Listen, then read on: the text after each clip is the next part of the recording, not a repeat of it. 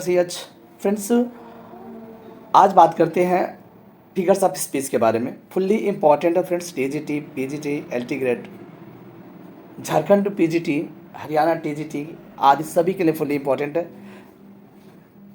आइए वीडियो शुरू करते हैं। आज का क्वेश्चन नंबर 1 है कि when the sound of a word resemble the meaning it denotes the figures of speech. कह रहे कि शब्द का जो साउंड है ना फ्रेंड्स, वह उसी साउंड से इसका अर्थ व्यक्त होता है। अगर हम बात करते हैं इसका जवाब के बारे में तो एनोमेटोपोइया होगा, और एनोमेटोपोइया का मतलब होता है in onomatopoeia sound echoes their meaning with, या ऐसे बोल सकते हैं कि words echo their meaning with sound effect. Words echo their meaning with sound effect, यानी साउंड इफेक्ट के माध्यम से वे अपने अर्थ को व्यक्त कर देते हैं। जैसे अगर बात करते हैं कि द स्नेक इज हिसिंग, तो हिसिंग का काम कौन करता है? स्नेक। तो हिस्से शब्द से ही या म्यू शब्द से ही हम म्यू से हम बिल्ली समझ लेते हैं, हिसिंग से हम स्नेक समझ लेते हैं। तो ये होता है एनोमेटोपोइया। आई होप आगे बढ़ते हैं। The repetition of A vowel sound, vowel sound is sequence of a near by word is called assonance. कह रहा है कि अगर जिस फिगर्स ऑफ स्पीच में वॉवेल साउंड शुरू हो वो एसोनेंस कहलाता है। ठीक है, इसका अपोजिट कैंसोनेंस होता है, ध्यान रखिएगा। What is the name of an implied simile? The implied simile is called metaphor. क्या? Metaphor. What is direct address to the dead or absent or to personified object or idea? This is called apostrophe.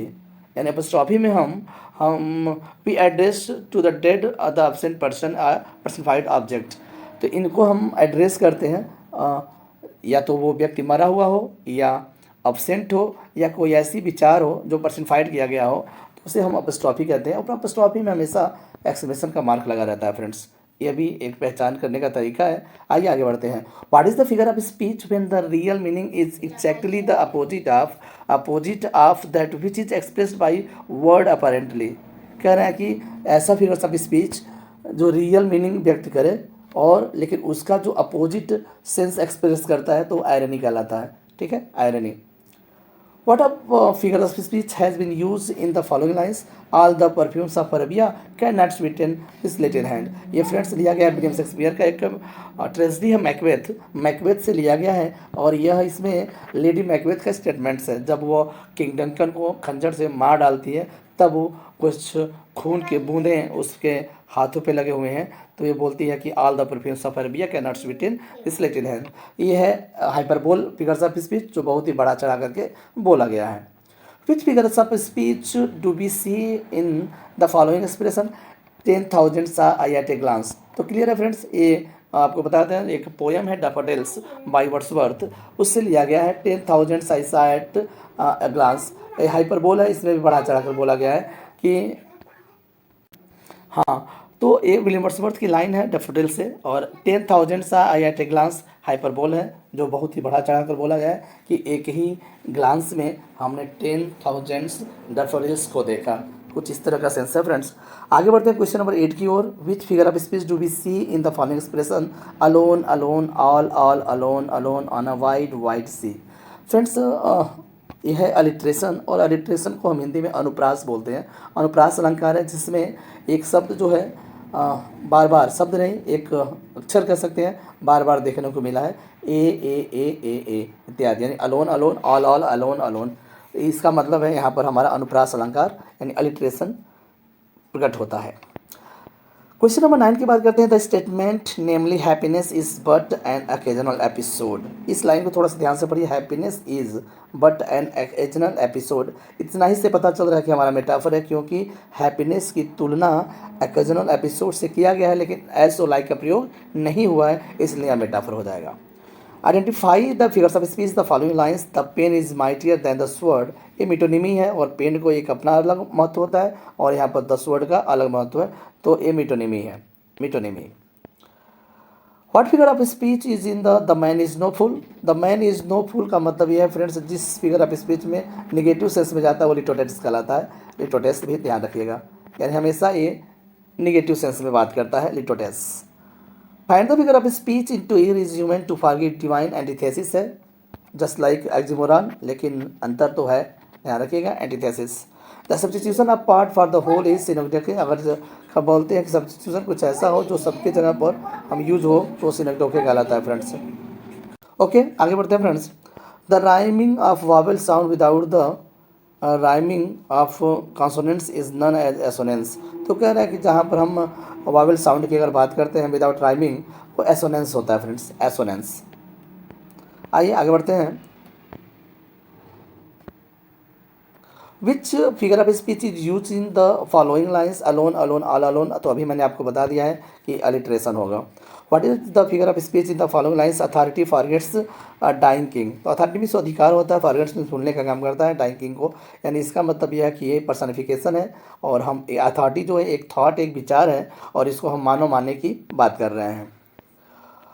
Which is the figure of speech in the following lines, friendship is the certain tree. और friendship is the certain tree important है, एक metaphor है, ठीक है। Certain tree और friendship को तुलना किया गया है लेकिन एसो लाइक के बिना, ठीक है, metaphor. Milton, thou shouldst be living at this hour, find the figure of speech. तो ये विलियम वर्ड्सवर्थ की लाइन है फ्रेंड्स, मिल्टन के लिए इन्होंने लिखा है और जब यहाँ मिल्टन को शो कर दिया है तो इसी हो रहा है कि हमारा अपस्ट्रॉफी फिगर ऑफ स्पीच हो जाएगा।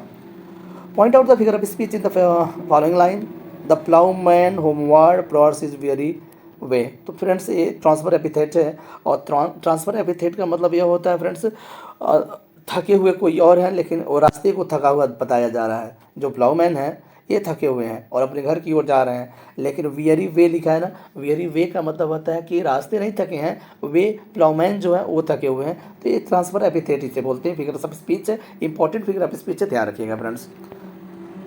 Point out the figures of speech the following line, where beauty can not keep her lustrous eyes. देखिए ब्यूटी को दिखाया गया है कि उसकी लस्ट्रस आँखें हैं, यानी आंखें मनुष्यों की होती हैं, यानी पर्सनिफिकेशन यहाँ फिगर ऑफ स्पीच हो जाएगा फ्रेंड्स, क्योंकि हम ब्यूटी को क्या मान रहे हैं, मानव मानने की कोशिश कर रहे हैं।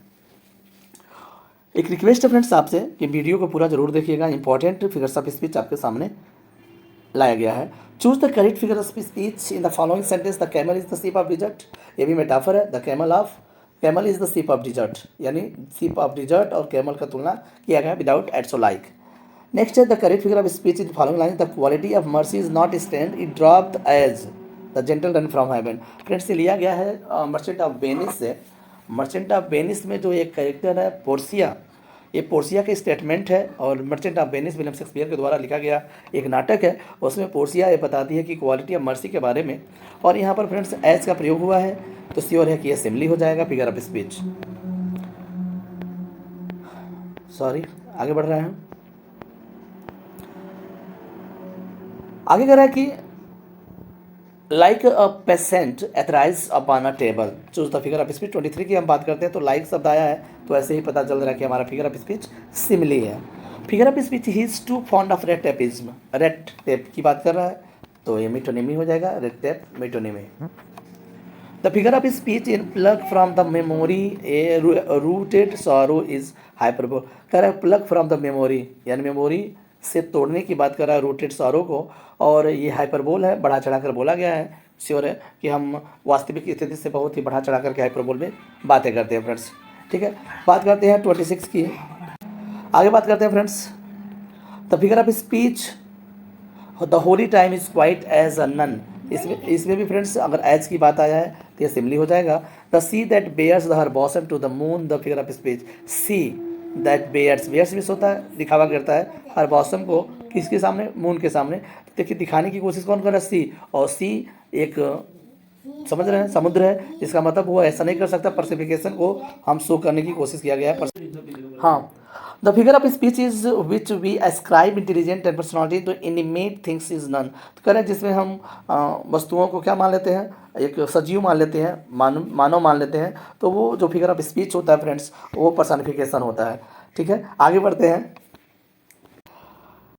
ठीक है फ्रेंड्स, आगे बढ़ते हैं। क्वेश्चन नंबर नेक्स्ट है कि which figure of speech has been use in the following lines, O world, O life, O time. तो इसका मतलब है कि यह भी अपस्ट्रॉफी है फ्रेंड्स, ध्यान रखिएगा, अपस्ट्रॉफी। आगे बढ़ते हैं, हाँ आगे बढ़ते हैं friends. O Julius Caesar the what mighty at, ये विलियम शेक्सपियर की लाइन है, जूलियस सीजर से लिया गया है। ये भी ओ जूलियस सीजर बोला गया है, अपस्ट्रॉफी का चिन्ह है तो श्योर है कि अपस्ट्रॉफी फिगर ऑफ स्पीच है। द व्हाट माइटी एट, वो जूलियस सीजर को मरा हुआ देखता है कि अभी भी वो जिंदा है, तो यहाँ पर अपस्ट्रॉफी का यूज करते हैं।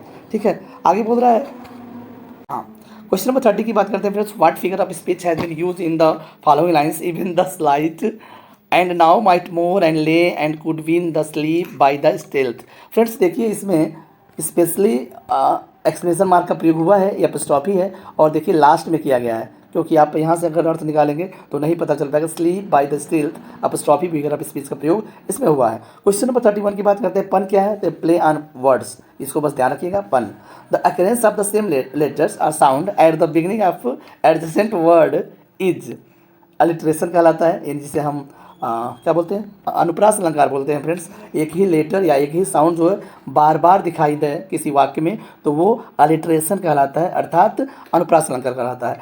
इसी तरह के कुछ वीडियो को लेकर फिर हम आएंगे फ्रेंड्स, मिलते हैं नेक्स्ट वीडियो में। Bye bye, take care.